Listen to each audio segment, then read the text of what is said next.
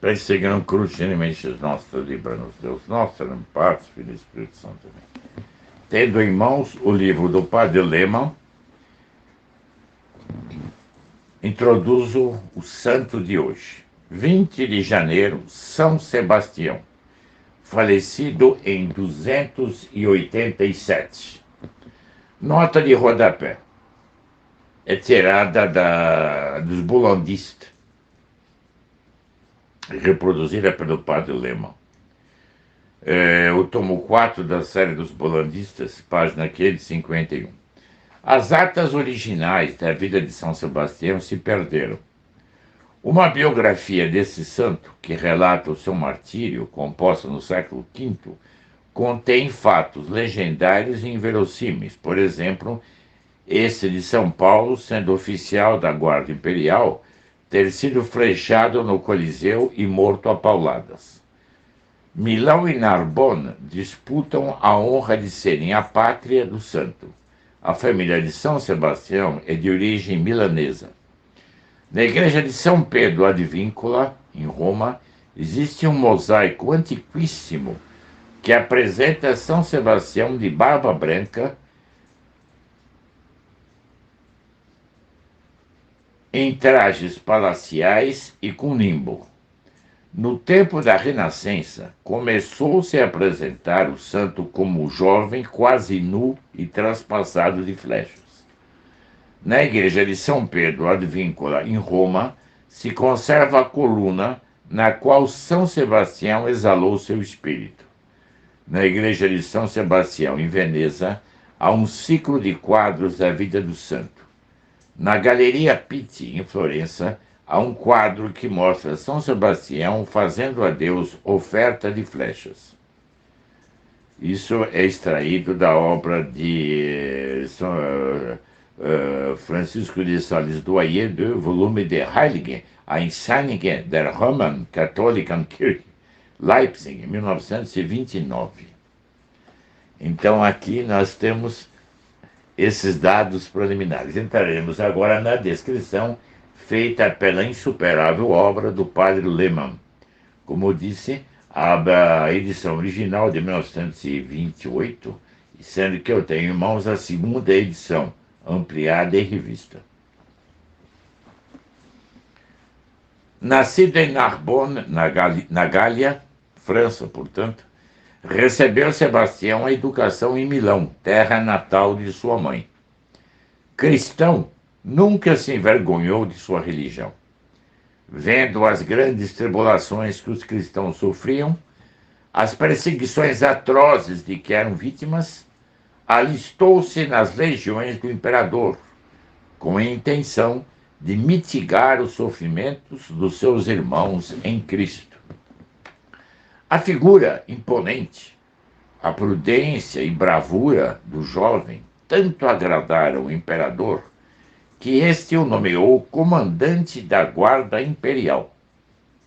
Nesta posição elevada, Sebastião se tornou o grande benfeitor dos cristãos encarcerados.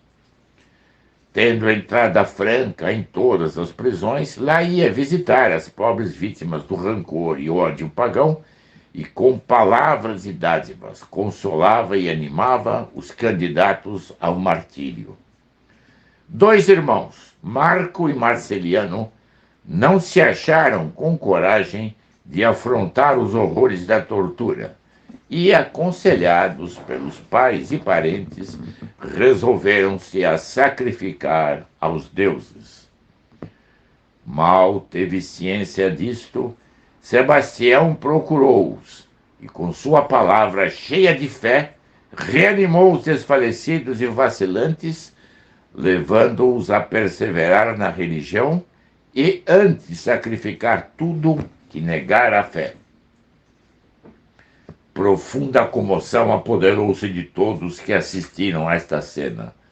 Marco e Marcelino cobraram ânimo e prometeram a Sebastião fidelidade na fé até a morte.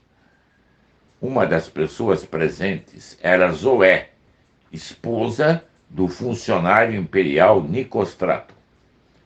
Esta pobre mulher estava muda há 6 anos. Impressionada pelo que presenciara, prostrou-se aos pés de Sebastião, procurando por sinais interpretar o que lhe desejava dizer. Sebastião fez o sinal da cruz sobre ela e imediatamente Zoé recuperou o uso da língua. Ela e o marido converteram-se ao cristianismo. Esse exemplo foi imitado pelos pais de Marco e Marceliano, pelo carcereiro Cláudio e mais 16 pessoas.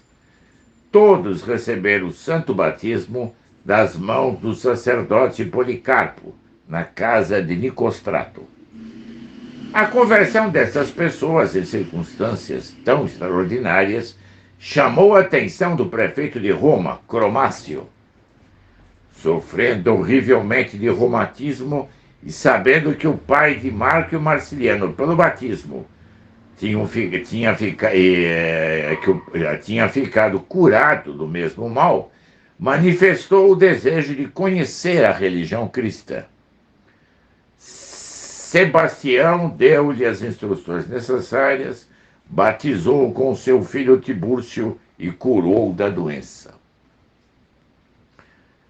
Tão grato ficou Cromácio que pôs em liberdade os cristãos encarcerados, seus escravos, e renunciou ao cargo de prefeito. Retirando-se da cidade para sua casa de campo, deu agasalho aos cristãos acossados pela perseguição. Esta retrocedeu de uma maneira assustadora.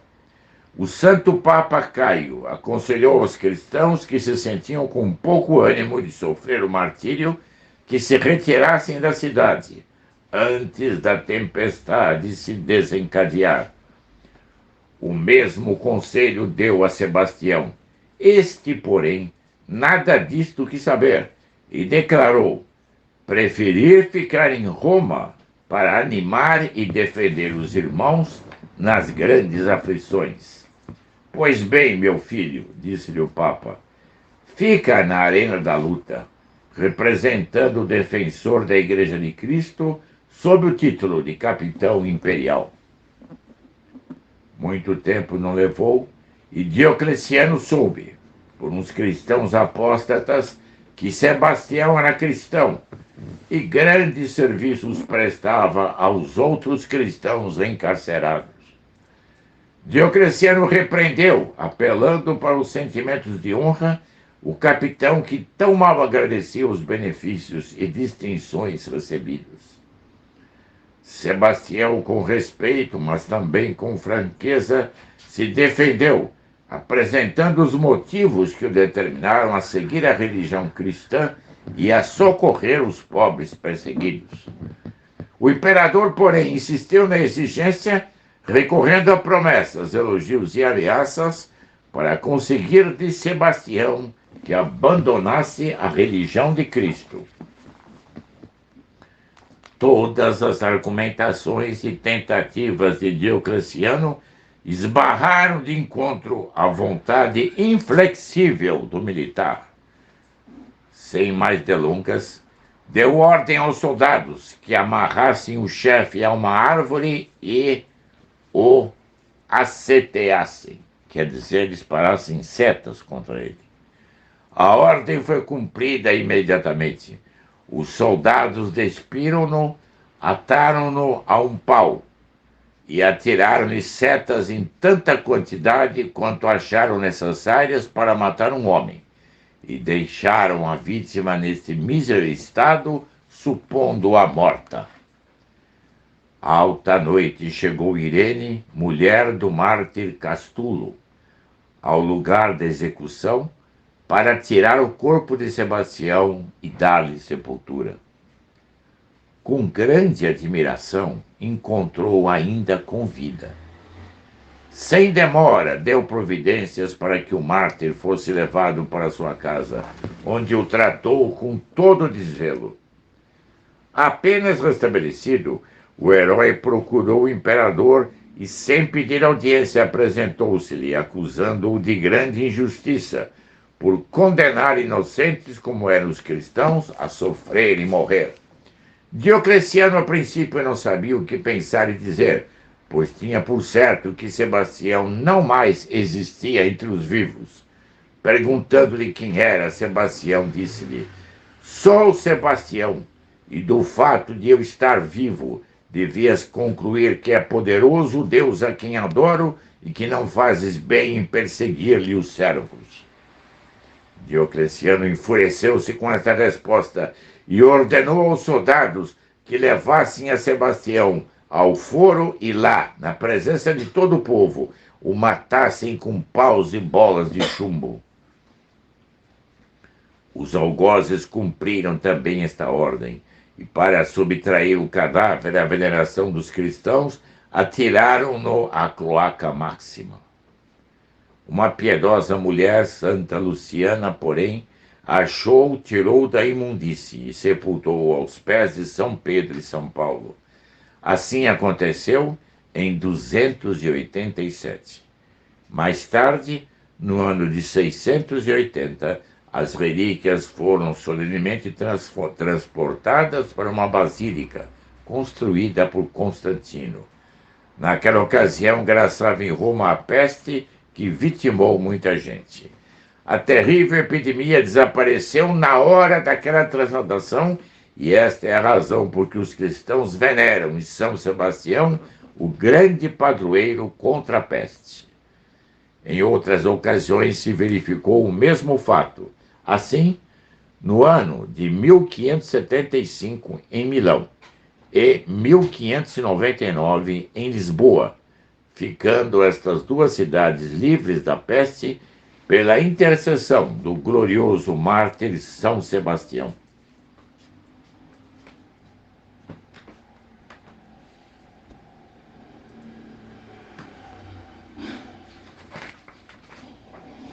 Outros santos do martiriológio romano, referidos pelo padre Lema, na mesma data de 20 de janeiro.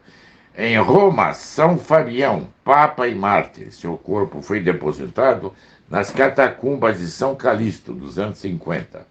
Em Niceia, Ásia Menor, São Neófito sofreu o martírio na idade de 15 anos.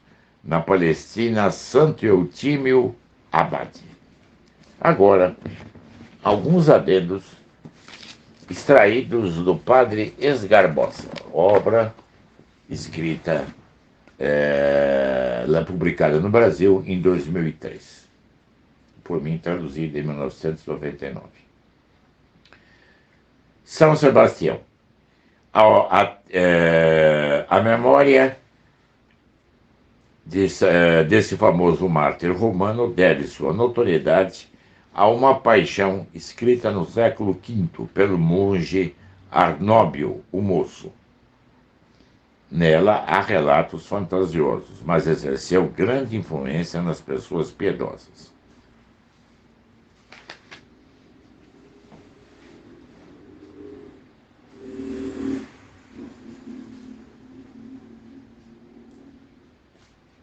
Em 367, o Papa Dámaso mandou construir uma igreja sobre sua sepultura na Via Ápia.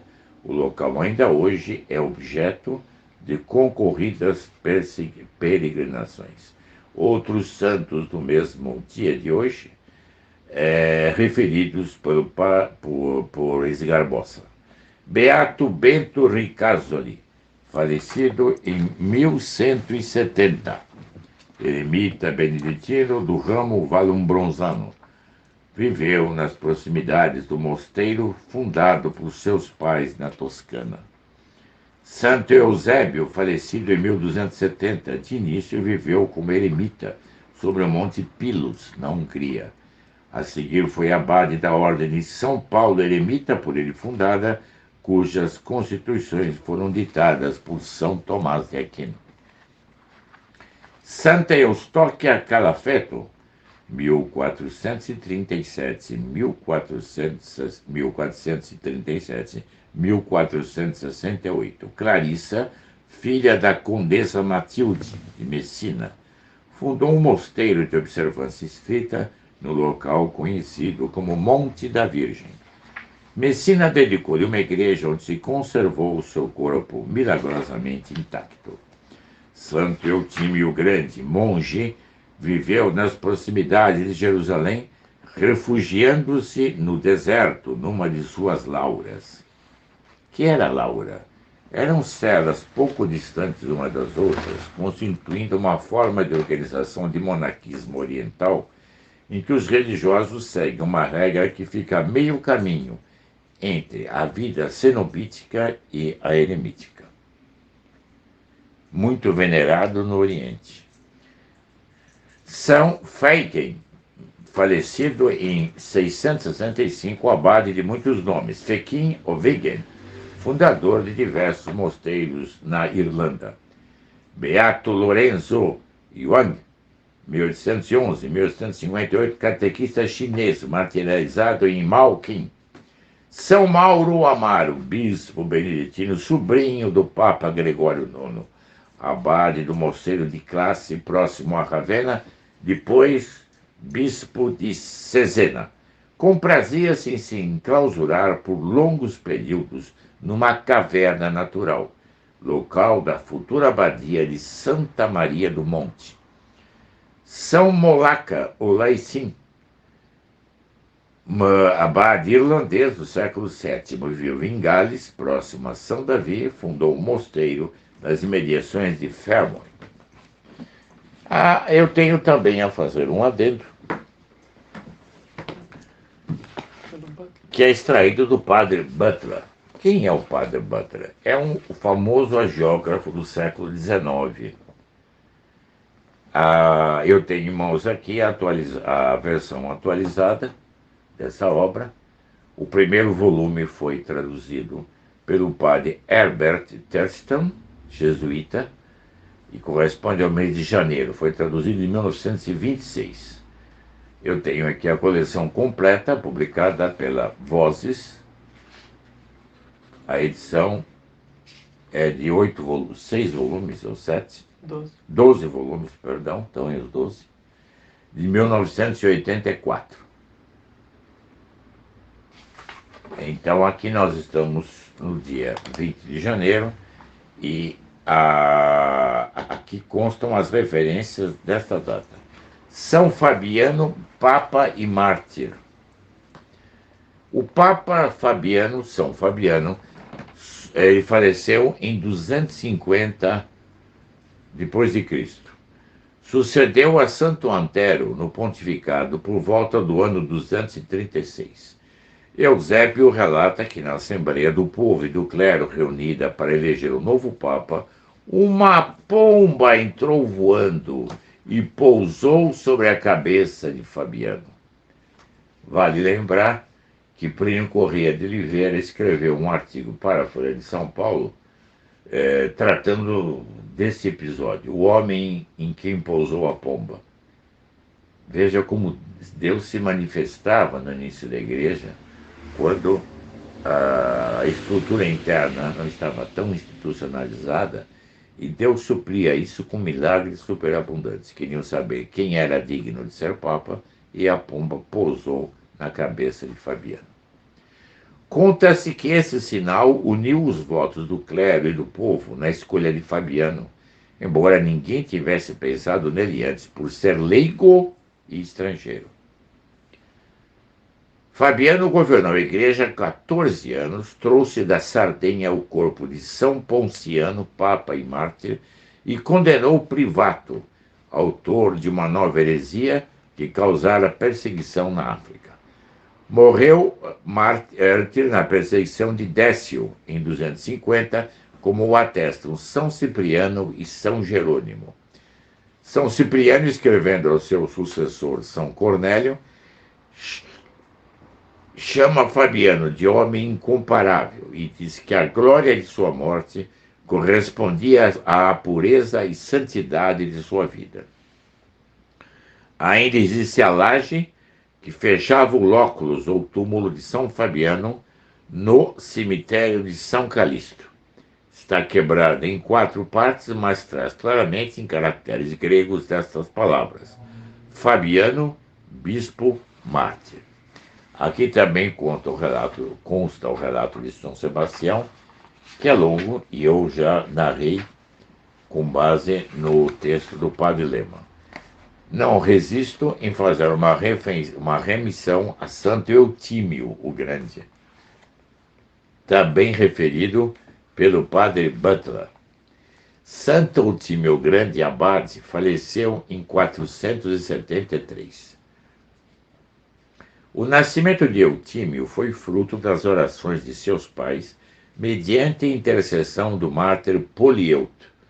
Meus caros amigos, eu tenho muito gosto em recordar que há no teatro francês clássico uma peça magnífica denominada Polieucte, escrita por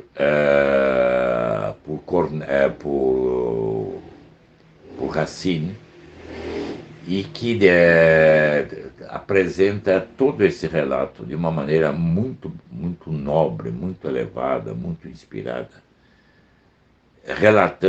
deixando patente qual é o valor da graça batismal e como a decadência da graça batismal, pela negligência na prática dos deveres religiosos, acarreta danos enormes nas almas. Então, lembrando-me disso, essa peça Polieucte, que é simplesmente magnífica, eu então dou desdobramento, dou desenvolvimento ao relato. O nascimento de Eutímio foi fruto das orações de seus pais mediante a intercessão do mártir Polieucte. Seu pai era um rico cidadão de Melitene, na Armênia, e Eutímio aprendeu a Sagrada Escritura sob orientação do bispo dessa cidade, que foi também quem o ordenou padre e delegou-lhe a supervisão dos mosteiros. O santo visitou muitas vezes o mosteiro de São Polieuto e, numa montanha próxima, passava noites inteiras em oração. Particularmente, da 8ª de Epifania até o final da Quaresma. Crescendo cada vez mais o amor pela solidão, deixou secretamente sua terra com a idade de 29 anos. Assim, após fazer suas orações nos lugares santos de Jerusalém, escolheu uma cela a 6 milhas da cidade, perto da Laura de Farã. Eu acabei de comentar o que era uma Laura, baseando-me no texto do Padre Lema, e aqui o Padre Butler também comenta. Uma Laura consistia em celas pouco distantes uma da outra. Quer dizer, havia algo da vida eremítica e algo da vida cenobítica ali concentrado. Assim, então, perto da Laura de Farã.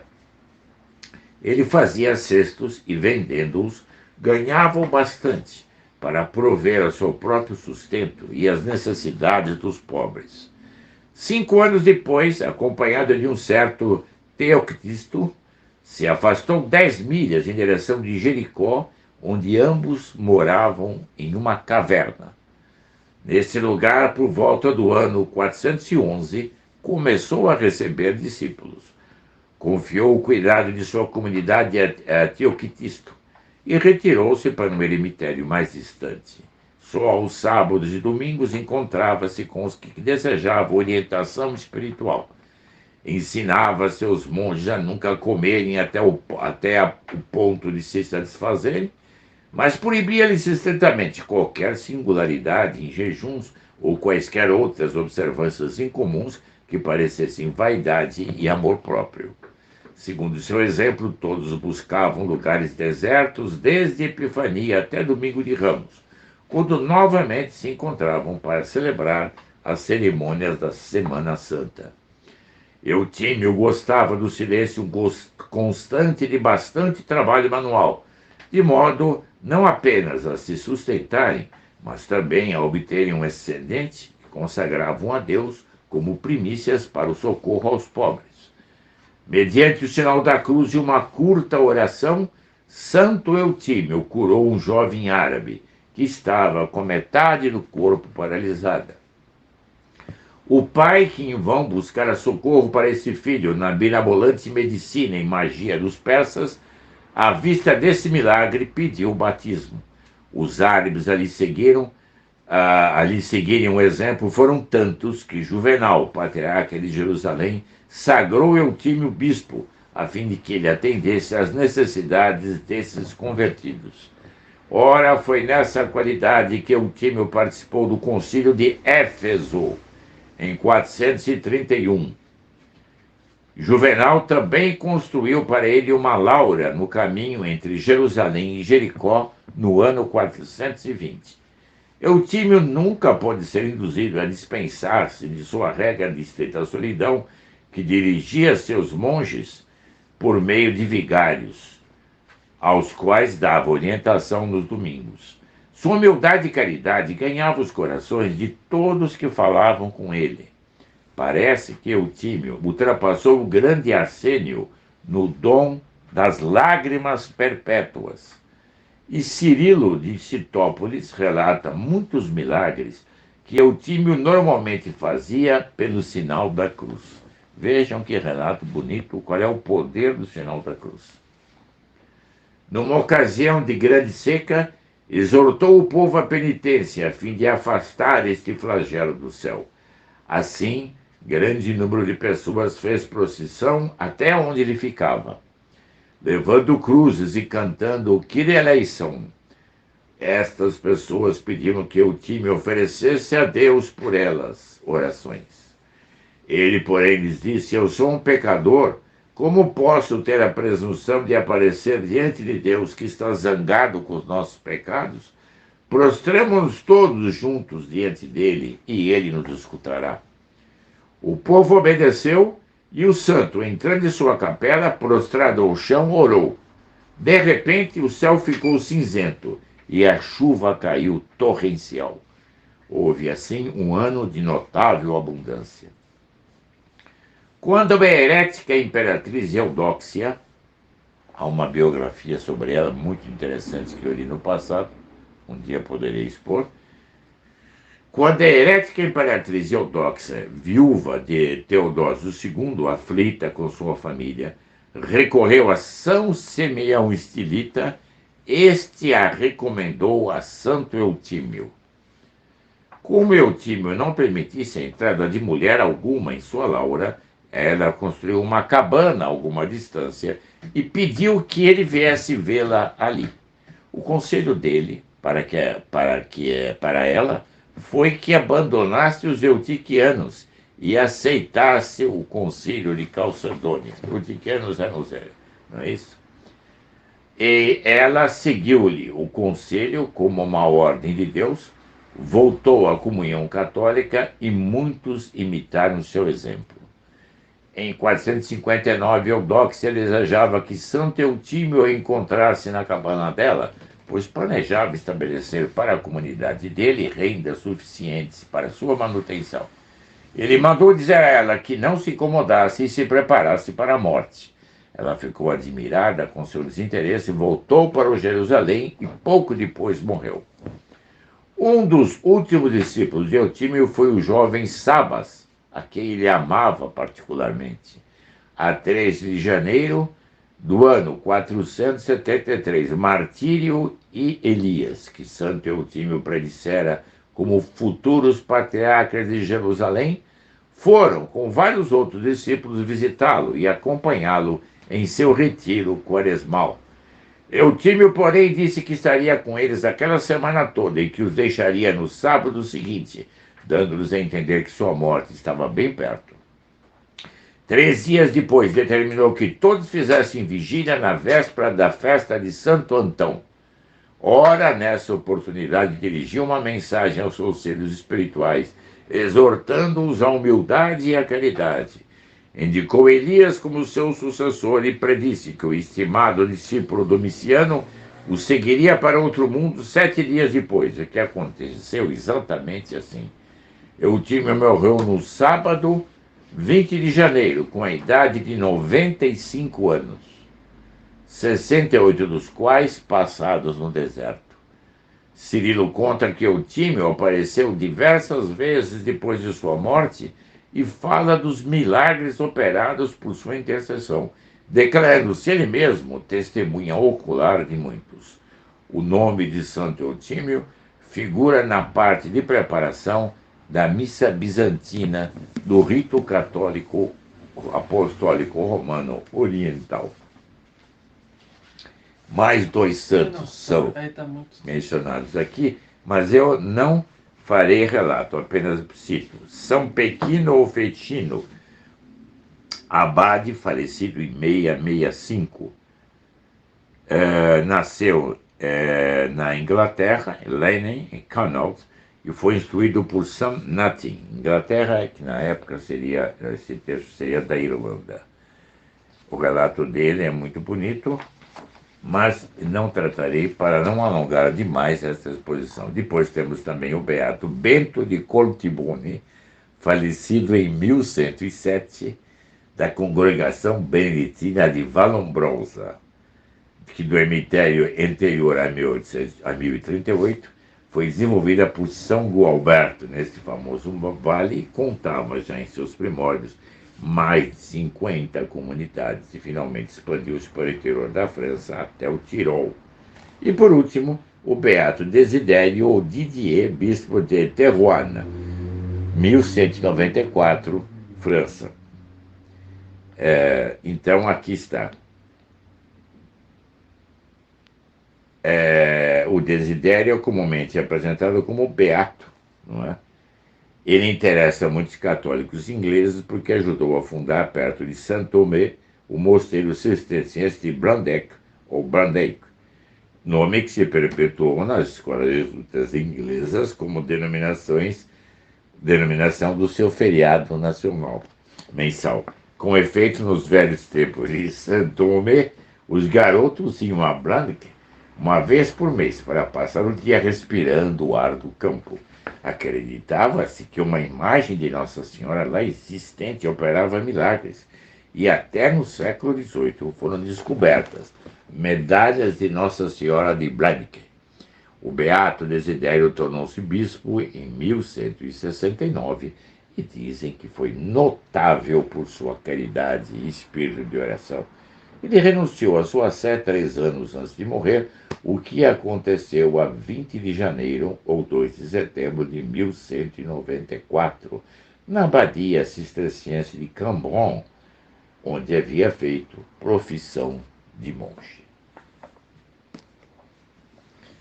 Ó Virgem dolorosíssima, vossas lágrimas derrubaram o império infernal. Não permitais que o Brasil continue nas malhas, nas garras, nos grilhões do nefando lulo-comunismo. Os inimigos Santa Eclésia humilhare de neles, terroramos audinos. Vencei, esmagai e aniquilai os inimigos de Deus, da Igreja e da Pátria.